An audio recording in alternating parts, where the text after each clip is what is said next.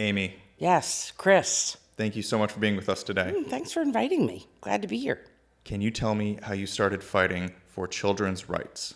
So I started kind of my journey in terms of being an advocate for children years ago when I was living in Phoenix, Arizona. I had done a lot of work for very, very, very liberal groups in a very, very, very conservative Arizona atmosphere.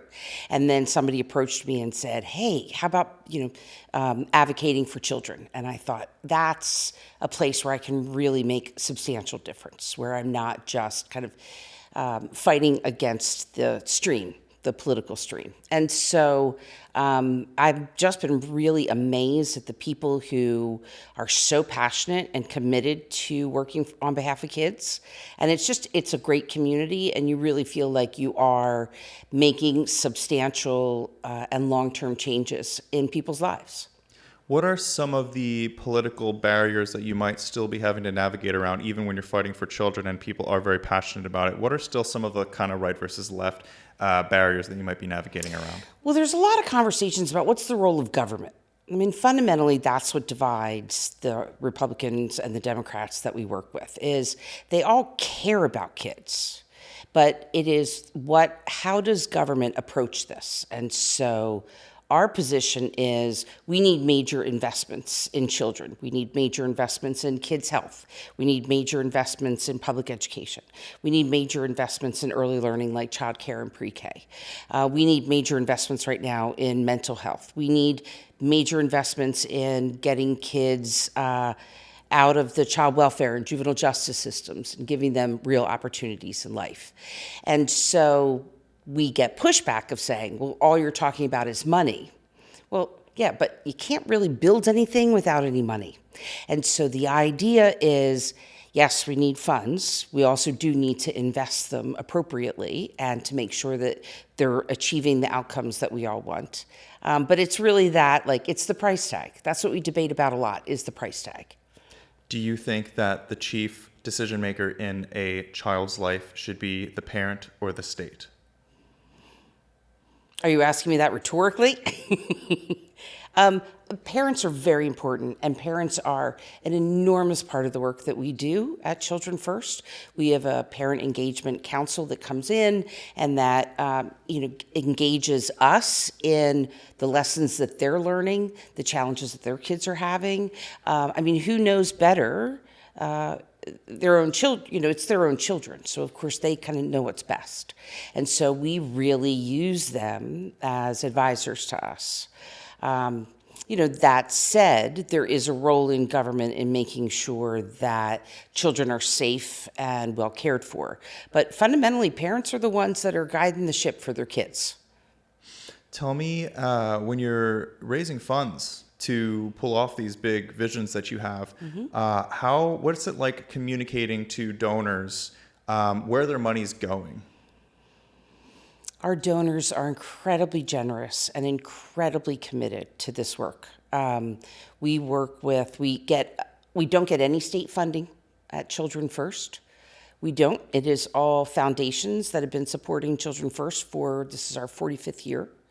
And individual donors. And so it is a massive undertaking in terms of our fundraising and our grant making.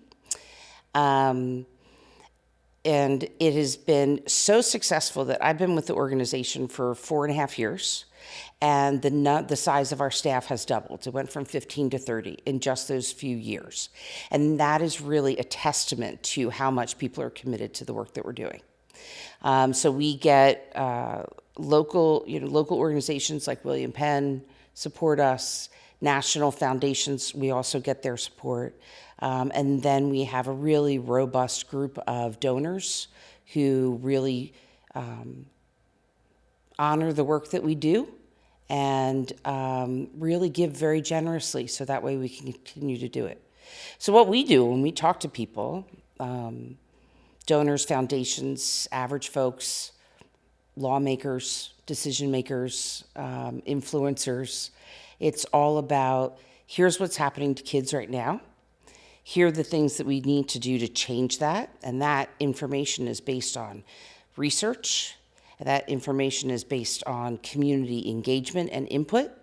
That information is based on what parents are telling us. So it is a really comprehensive look at the challenges that kids are facing and then what we can do about it. And then we just say, and we need your help to be a part of this. And so it's foundations writing a big check. It's donors writing big and little checks. And then it's decision makers, lawmakers who are doing the work to create public policy that can follow through on the conditions that we've identified. As a comm director, are you communicating more with the staff at Children First or the the donors and the people? It's the outside world. I mean, citizen advocacy, people really getting engaged, people contacting their lawmakers, that's really important way of creating change and improving children's lives. And so at Children First, we do a lot of that. We reach out to connect with folks either through text or email or phones or tabling at community events, because that's how you build widespread change, is by engaging everyday people in the things that need to happen in order for kids to have a better life. And so one of the roles that I play that I enjoy so much is just connecting with people through a variety of avenues, and then making the policy accessible to folks. I mean, if you want to talk about whether or not, the millage rate is going to go up 0.5% in the city of Philadelphia, like, people are just, they don't get that. And they don't need to. They just need to know, tell me what I need to do. I've got, things going on at home. I got things going on in my life. I got my own job, right? They don't have time to kind of go through the weeds. And they rely on us to be able to know the facts, know the information, and to give them the tools that they can use in order to reach out to their lawmakers. And so that's just a lot of fun to be able to do that. I work with great people that we come up with the messages and we get them out to people who really care. And then the work that I really enjoy is working with the media. So, I get to do all of the outreach and talking to reporters and bringing them, the stories that they want to be able to tell. And that's great. And it's talking to reporters and knowing, what do they need? What are they interested in as well? And then how can we collaborate on making sure that we're getting information out about kids? And that's just a lot of fun. That's a lot of fun. I really enjoy that. And I just do a lot of, I also get to do all of our video and photography. And I mean, that's just a blast, right?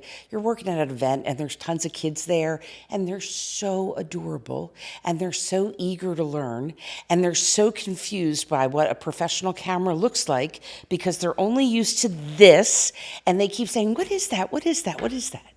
And so it's really lovely. And it's really lovely that I also just get to have access to these great places where kids are. I get to go into childcare centers and take pictures of these great little kids who are learning to read and learning to play. And then I get to meet, high school students who are creative and passionate and confident and just ready to take on the world and work with them about, how to run a press conference, how to write an op-ed, how to make your position known. And so it's great being the comms director because I get to do a whole bunch of really exciting stuff. I kind of say that I have the most fun job because I get to brag about my coworkers all day. I work with the best and smartest people, and so I just get to brag about them. As you're telling these stories for donors or families, all who are involved, tell me what it's like balancing the big numbers, statistics, versus a little personal story about how, one young person's life was changed. Well, it doesn't have to be a balance. It's both. It's always both. It's always the data and it's always the person because people are behind all of that data.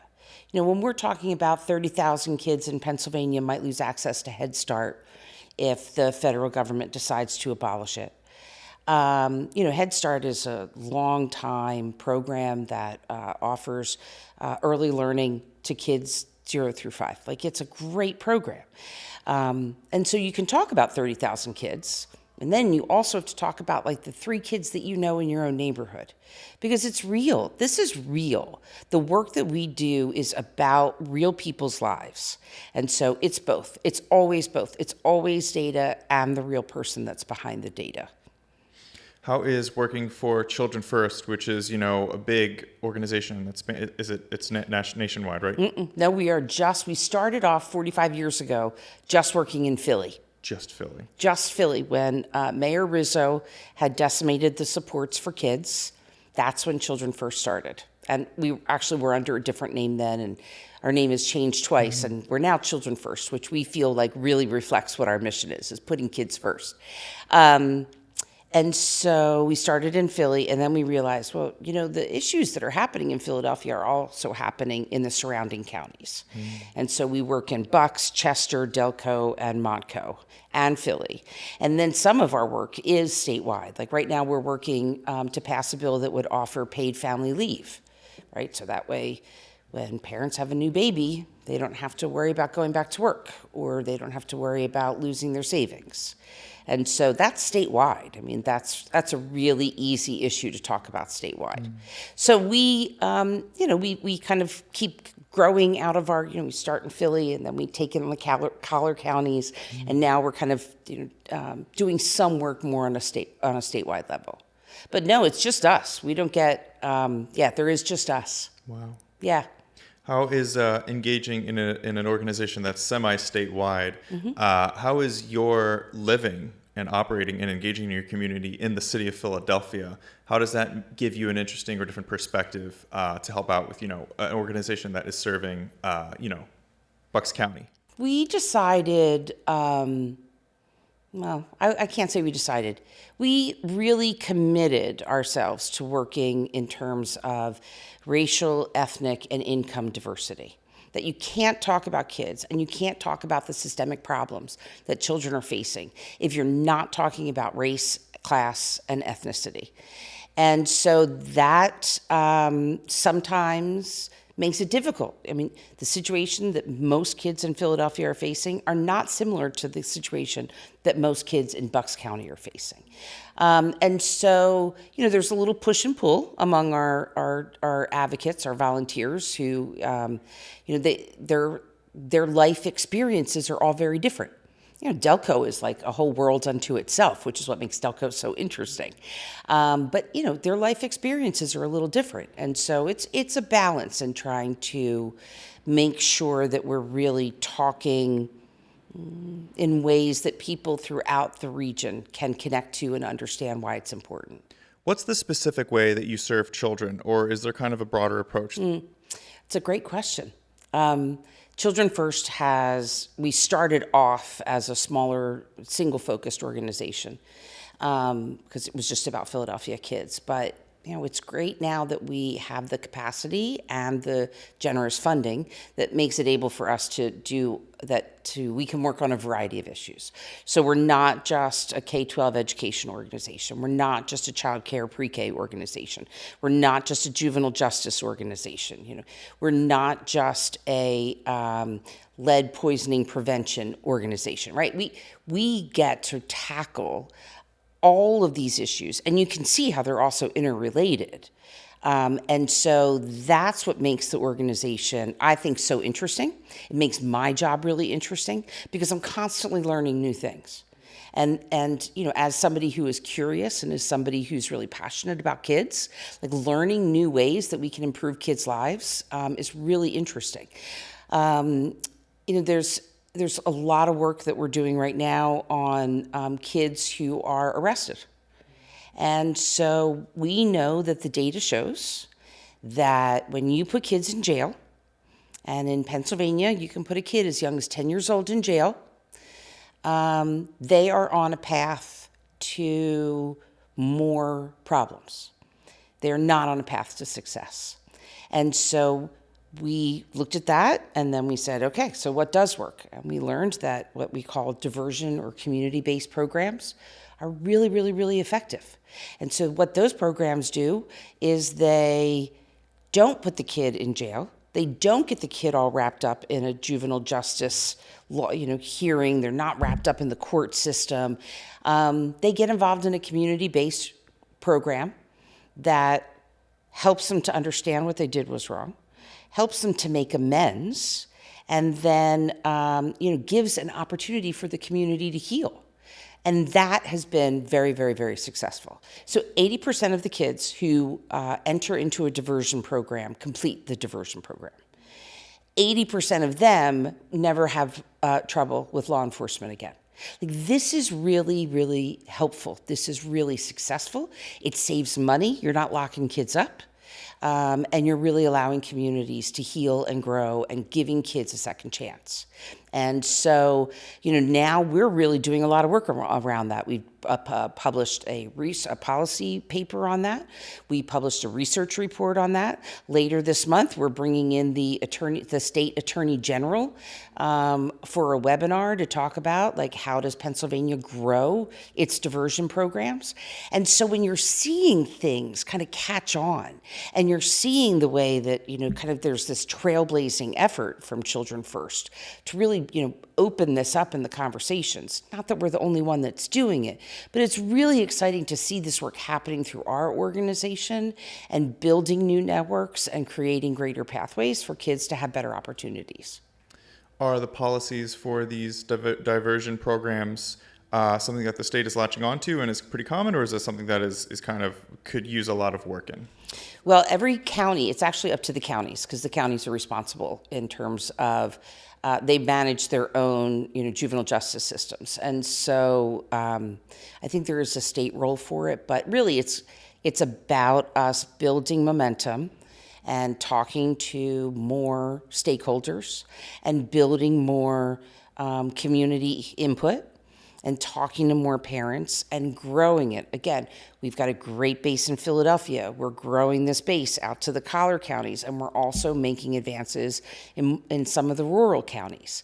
And so, this is how change happens. We know this is how change happens. It happens slowly, and you just have to keep beating the drum and making sure that we're continuing to build support for it across the state. But it's something that, you talk to conservatives, you talk to liberals, it's something that people get. And when you explain it to people, they're like, oh yeah, that actually makes sense. Why would I put a 13-year-old in jail when that 13-year-old is, not making the best choices? And how can they say they're sorry? How do you communicate this vision for restructuring the trajectory a young person's life is on to counties who have a by and large different racial or ethnic composition in their very young people than Philadelphia might? Kids of all ages, races, ethnicities, and income get into trouble. I mean, they all do. And so it is, you talk to somebody who's living out in Erie, they're going to understand, like, oh yeah, that was a really dumb move. Like, that was a really dumb kid move. Maybe we don't need to put this kid in jail. Like, people get it. They understand second chances.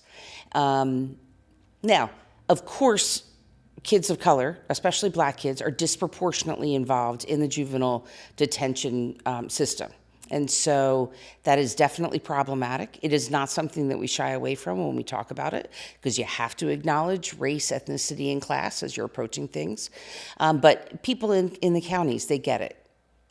People in Altoona understand that kids do stupid things. So it's less, I think, of a racial angle, and it's more of a, how do we flip the thinking from tough love to real love, and to be able to give kids an opportunity to change.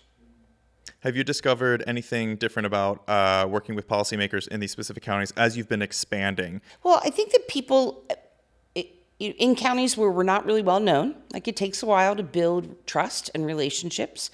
Our office is in Philadelphia, and so you're out in Allegheny County, and they're like, "Where's your office?" And you say, "Oh, Center Philly." They're like, "Okay, you're from the other side of the state. So it takes a little while to build those connections. It's one of the reasons that we work so successfully in coalitions, because there's other organizations around the state that are engaged in this work. And so, we like to partner with people. We don't need to reinvent the wheel all across Pennsylvania. We need to acknowledge the fact that there are people in communities that are already doing really great work. And then how do we help them? How do we partner with them? And not like how do we, the big Philadelphia organization, come swooping into this little town and save everything? No, it's what resources can we give you? Like, how can we help you advance the work that you're doing, whether it be K-12 or early learning or juvenile justice. And so we've found that when people realize that our intention is to be really transparent and be very collaborative and to let other people lead the agenda and have us just be there as like somebody who can offer support in whatever ways. Maybe that is community organizing, maybe that's offering the research, maybe that's making legislative connections, maybe that's doing a media training. Like, there's other ways that we can move the needle besides like being the one in the room that's always making the decisions. And that's really exciting to be able to do that, because first of all, you learn so much. You learn about how different this Commonwealth is, because it's massive, and there's huge differences between the Southeast and then the West. And it's a big, very complicated state.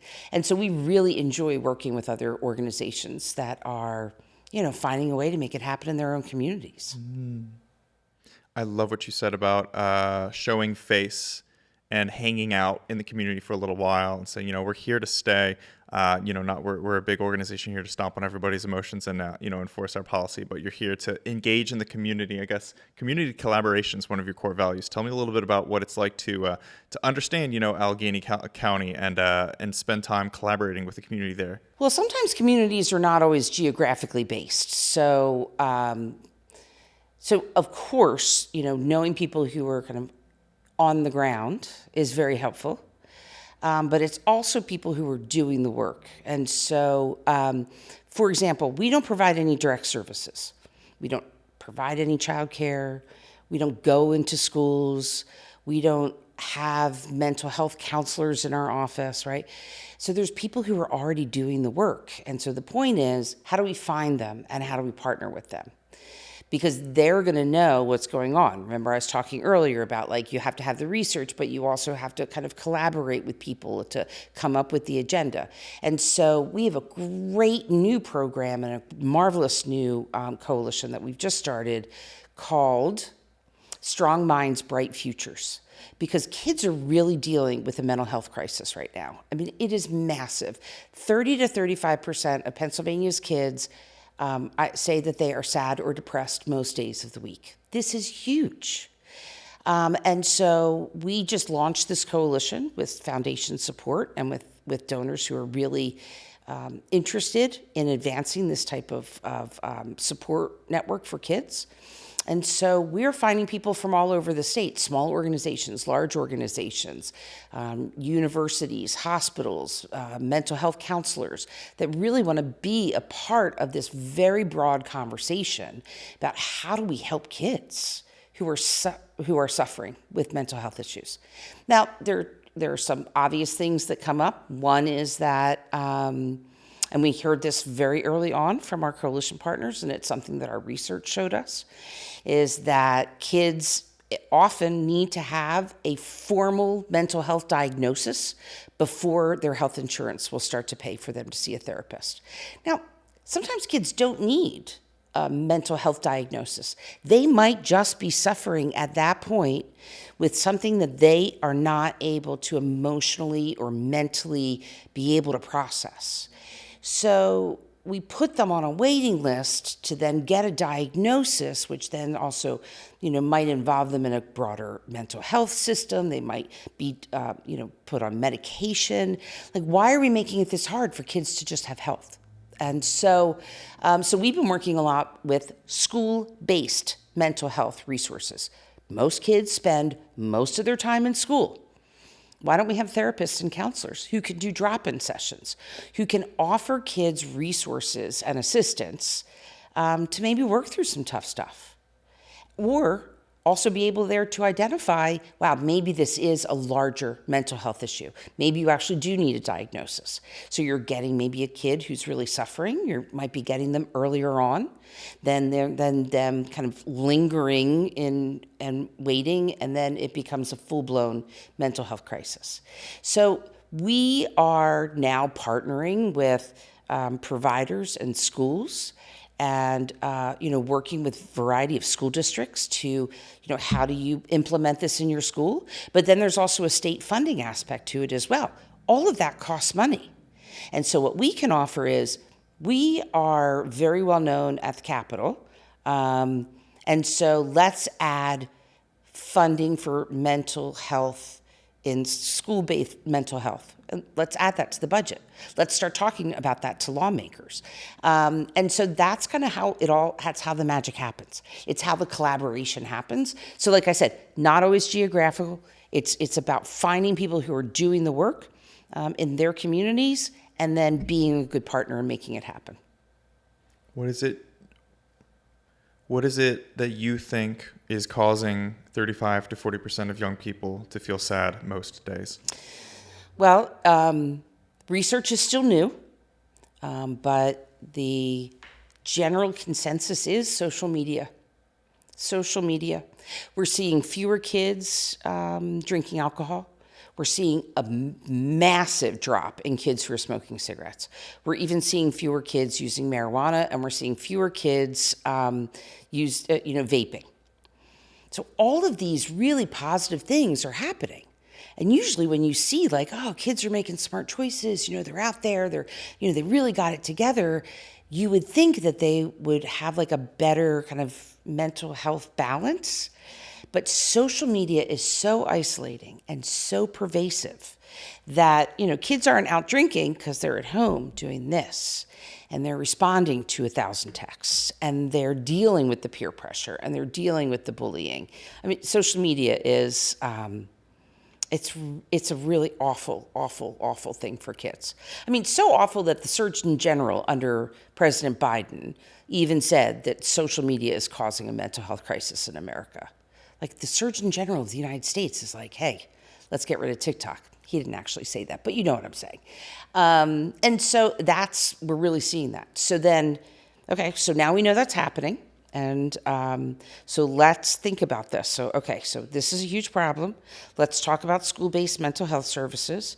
Let's talk with school boards about their policies in terms of kids having access to phones all day. Okay, so let's talk to school boards. Let's talk to parents, because some parents are going to want their kids to have their phone. They get really antsy when kids don't have their phones. And then other parents are like, yeah, take the kids' phones away.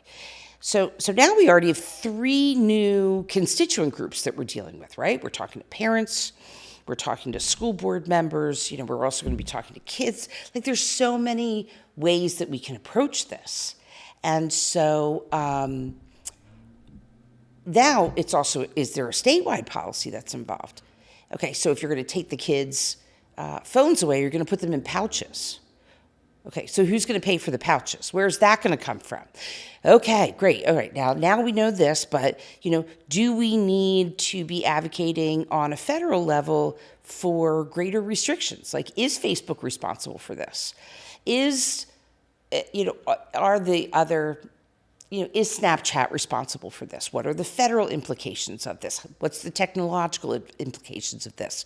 So when you're looking at a single issue, you would think, okay, we're going to make kids feel better. Great, we're going to make kids feel better. But here's the whole menu of things that we now need to break down, come up with a strategy for each one of them, involve all of the players in each one of those, come up with a collaborative agenda, and then find the resources to make that happen, right? That's what we do every single day. And so I wanted to touch on another one of our core values, which is our ability to pivot. We didn't have a mental health agenda 3 years ago. right? Like nobody was really talking about kids' mental health until COVID happened. And then all of a sudden it became, worldwide news about kids who were suffering. And then COVID ended, and the statistics bumped up a little bit during COVID in terms of kids struggling with mental health, but pretty much they've stayed consistent over the last 10 years. And so that was like, wow, okay, we can't blame this on COVID anymore. This is not just COVID's fault. So we have a really amazing executive director, Donna Cooper. We have a really great board that advises us on the direction of the organization. We have to take on mental health. This is too big. What are we going to do? And so from there, we hired one mental health person, and then we hired another mental health person as part of our health team, and then another. And then we came up with different strategies to start to talk about it. And then we built our Strong Minds, Bright Futures coalition, right? And now we've been down to the Capitol, the state capitol and the nation's capital to talk about mental health issues. We're going out to different conferences. So it's about now building that. But that wasn't part of our strategic plan 3 years ago. That was this is massive. We need to be flexible. We need to pivot. We need to find a way to take this on. If nobody else is doing it, that's also another important thing that I think every nonprofit struggles with is like, are we the right ones to be doing this? Are there other organizations that are doing this better? And can we just help? But we really felt like there were too many stakeholders in the mental health issue and in the mental health field that we would be good to be able to coordinate people. And so, that's really wonderful that we're starting to build those relationships and come up with an agenda and talk to lawmakers and advise school board members. And it's what makes the work really great. When so many nonprofits are scattered in vision and like the resources are just going in too many directions that there's just no clear focus and nothing ends up getting done, what is it about Children First that makes your diversity in these different aspects of a child's upbringing kind of unify, and you have specific targeted goals, but they're still unified, things are still getting done, you're knowing what to say no to? What is that process of unifying several different interests into one singular vision look like? Well, one is the leadership of Donna Cooper, who's been our executive director for over a decade. And she is a policy rock star. She was policy person for Ed Rendell for all 8 years when he was mayor. And then the policy director, I'm getting her title wrong, but for Ed Rendell for all 8 years when he was governor, right? She knows, she is a great, honed intuition on where we need to go. But it is more than just her intuition. It's also about, again, going back to those collaborations, those partnerships. What are people hearing in the community? What's kind of starting to drop off? What other people are moving into this space that, we used to be one of the leading organizations that worked to get lead paint out of homes, because lead paint poisoning is still happening. Every year, thousands of kids are poisoned by lead paint in their homes, right? So that's massive. It's irreversible. Once you are poisoned by lead paint, there's nothing that can be done medically. There's a lot of other behavioral things that you can do. Anyway, so that took up an enormous portion of our time. But then we found partners, and then those partners moved on and did this work and this work here and this work here. And so it's like, okay, great. Now they're the players in this space. Maybe we can back off a little bit. We can pivot. So it's about, knowing who else is kind of in those spaces of building change, who's doing it well. And then it's also, talking to our board. What is our board are really passionate and very educated on the issues that are impacting kids, and so they offer great guidance as well. And then it's also sitting around talking to staff members. We, like I keep saying, I work with the most amazing people, and sometimes they can kind of feel it. They can say, this really isn't getting the attention that it used to. This problem is kind of backing off a little bit. I think we have a legislative leader on this. We've got a champion over here. But this is really starting to come up, and this is what's happening. And so it's very thoughtful. It's never flip. But it's a strategic pivot. Years ago, we did a lot more community-based work. We helped kids get fitted for free eyeglasses. We helped kids get free dental care. We had a health line where people could call in and be able to get help applying for health insurance for their kids. Well, all three of those areas are now being done by some of the great partners that we worked with, and they've kind of taken them over. And so it was like, I don't think this is our job anymore. Like, other people are doing it well. Let's see, how can we pull back on this and put our resources towards something else? So it's that flexibility, and we don't have to stay in this like vision of this is all we do every day. And that makes the work from a comms perspective really, really, really interesting, because you're seeing that thoughtful expansion. Have you found that as you've been able to be lithe and nimble and kind of transition and pivot from certain tasks while retaining this core tribe of folks that you have, that speaking to donors over the years, maybe it's a high-level donor, and you're like, yeah, we're trying to help out, with kids in this diversion program, and they're like, oh, weren't you the guys that did the lead paint thing 5 years ago? that almost helps build trust. And it does. Our donors know that our level of commitment. We are in constant contact with our donors, and so they really see the work that's happening. And we really open up opportunities through different conversations that we have with them, either in persons, regular Zoom presentations, things like that. So we can hear from them. Like, what do you think about this? Like, but the tail can never wag the dog. Like, we also have to be careful about that. You can't make sure that we're making every single person in the world happy, even if they're giving us money. We launched many years ago this marvelous project that put art teachers back in schools. Almost all the art teachers were cut in Philadelphia due to funding cuts. I'm going to say 10 years ago. And so, we worked with some foundations. We found some way to put teachers through small grants. We could have like folks going in and teaching art, right? It was great. And then it kind of grew, and then our teachers started to be reinstated again. And so we started to see more art coming back. And so we kind of jettisoned that Picasso project off to some really great organizations that had built up their capacity over time.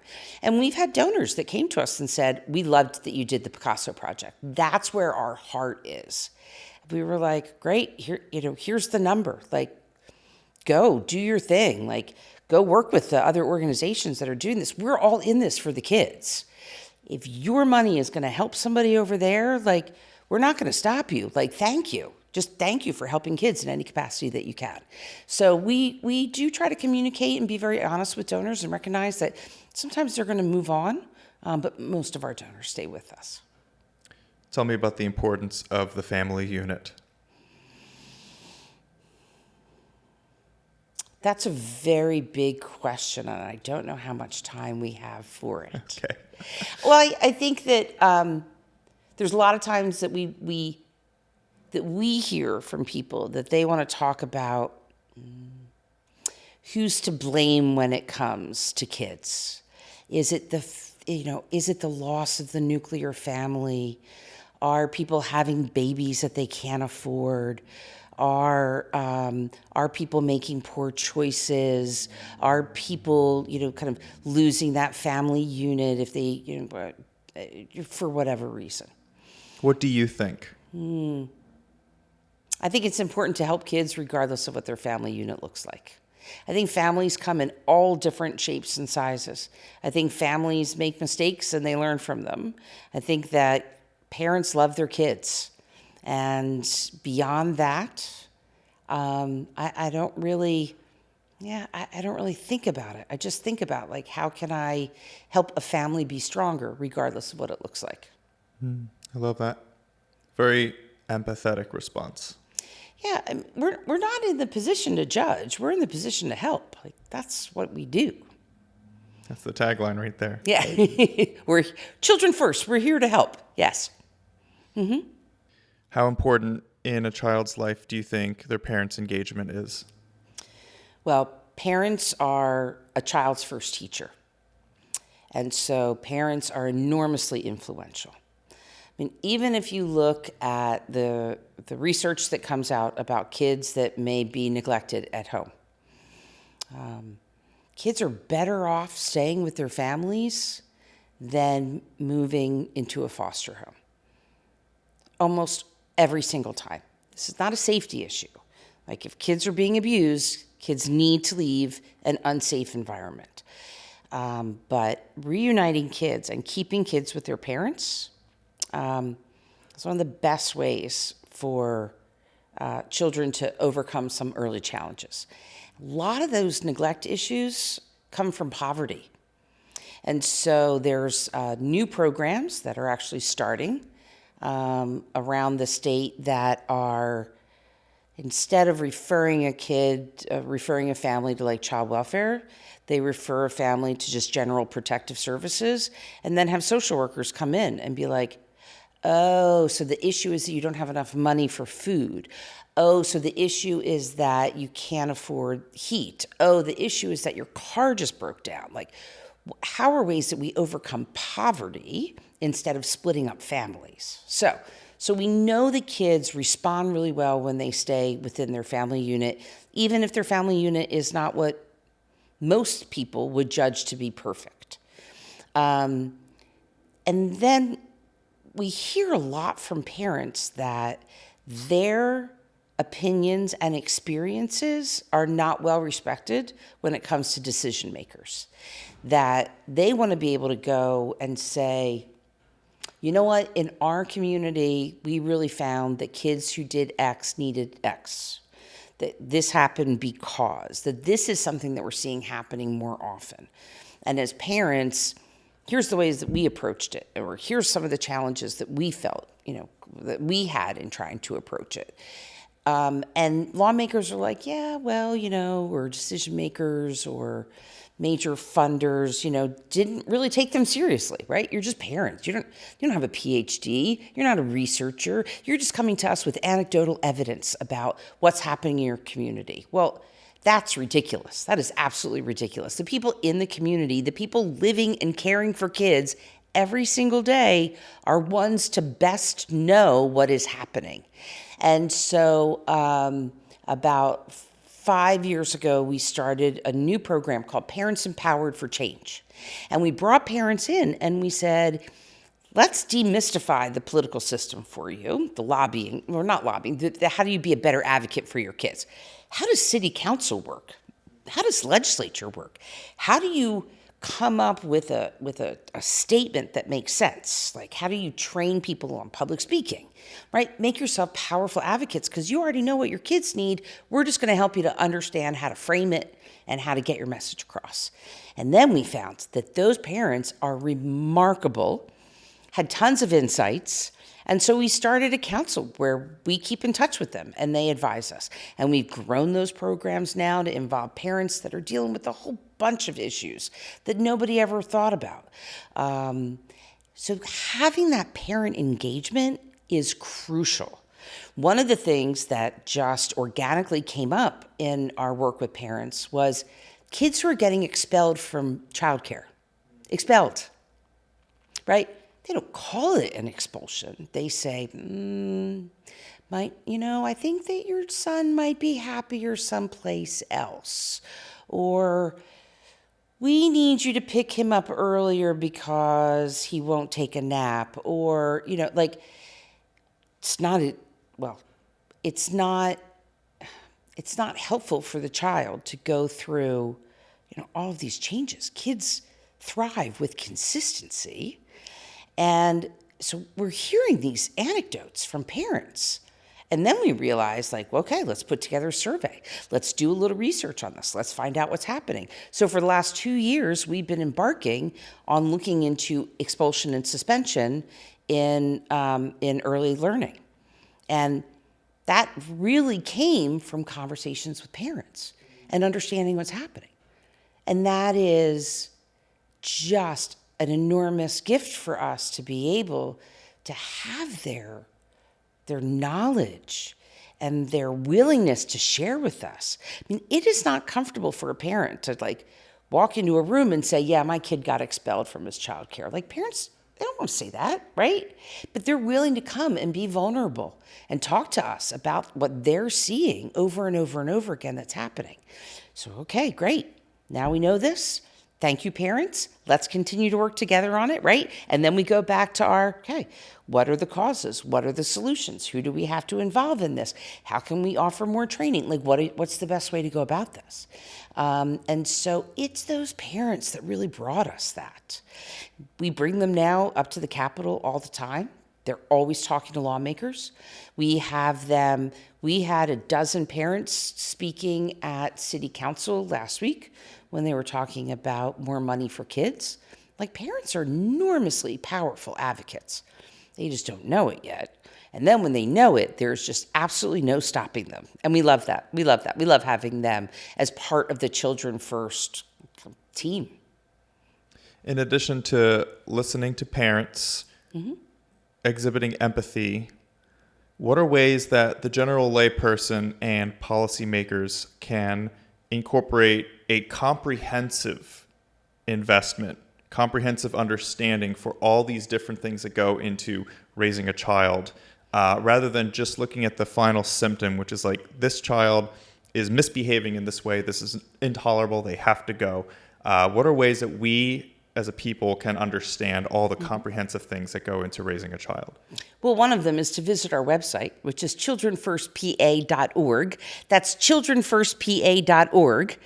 And, we are revamping our website to make it more accessible so people understand what the issue is, why it's important, and then what they can do about it. Those are the three things that we want to get across to people. So we do caravans up to Harrisburg. We're doing a caravan down to Washington, D.C. next week. We're launching some lunch and learns so people can understand kind of the bigger picture and the systemic issues that are influencing what's happening today. We don't want to overwhelm people. We want people to access the information in what makes them feel like they're informed, right? Not everybody needs to come to a 4-hour lecture on how the juvenile justice system has failed kids. Some people just want little snippets. Some people want regular updates. Some people want the whole thing. They want to know everything. And then they want to talk to some kids, right? They want to know lived experiences. And so we try to kind of offer it like a menu for people and what they're interested in and how they can help. But we're always looking for people to just send us an email and say, this is something that I'm interested in. How can I learn more? What else do you got for me? Like, what else can I do? And then because the issues are so intertwined, like if you're talking about children's health, you're definitely going to be talking about how often they're attending school.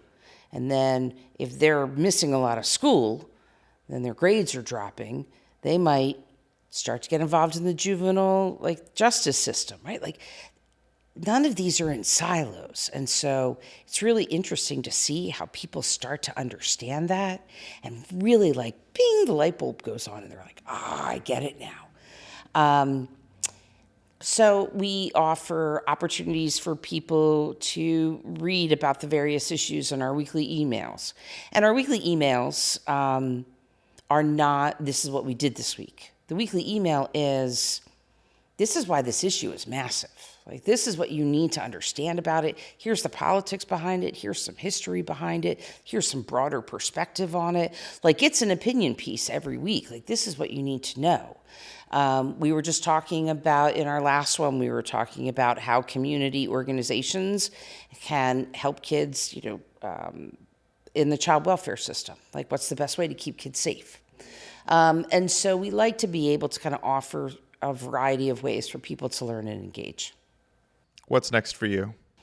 For me personally, for the organization. For me personally. Wow. I love my job. I love my job. So this is next for me for a very, very, very long time. I'm hoping. Being in Philly and loving Philly is just personally kind of what I like to do in my off time. So between learning the history of Philadelphia, meeting other history nerds, going and exploring everything the city has to offer. Yeah, that's what takes up my free time. Amy, thank you so much for joining us today. Thank you so much. I really enjoyed this.